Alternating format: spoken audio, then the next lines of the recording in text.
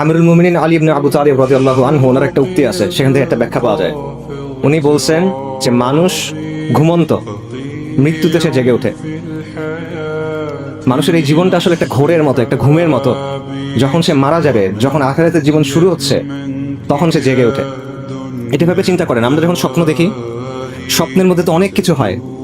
স্বপ্নের মধ্যে যখন মানুষ কোনো বিপদ দেখে সে ভয় পায়, স্বপ্নের মধ্যে যখন ভালো কিছু হয় তখন সে খুশি হয়, এবং স্বপ্নের মধ্যে মনে হয় কত ঘটনা ঘটতেছে অনেক সময় নিয়ে।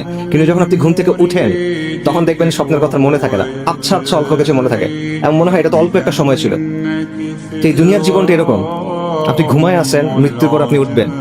যেটাকে আজকে আমার কাছে সবচেয়ে গুরুত্বপূর্ণ মনে হচ্ছে, কবরের জীবনের সময় মনে হবে যেটা কিছু ছিল না। বিচারের দিবসে বিচার শুরু হওয়ার আগে আপনার কাছে মনে হবে এটা কিছু ছিল না। বিচার শুরু হয় নাই এখনো, জান্নাত জাহান্নামের জীবন এখনো শুরু হয় নাই। জাস্ট ইয়াউমুল কিয়ামাতে বিচার শুরু হওয়ার আগের যে সময়টা, ওই সময়টাতে আপনার কাছে মনে হবে যে দুনিয়ার জীবন এটাতে একটা মুহূর্ত ছিল শুধু। কিন্তু এখন আমরা সবকিছু ভুলে এই জিনিসটা নিয়ে চিন্তা করতেছি শুধু। মৃত্যু সুনিশ্চিতভাবে আপনার দিকে আসতেছে।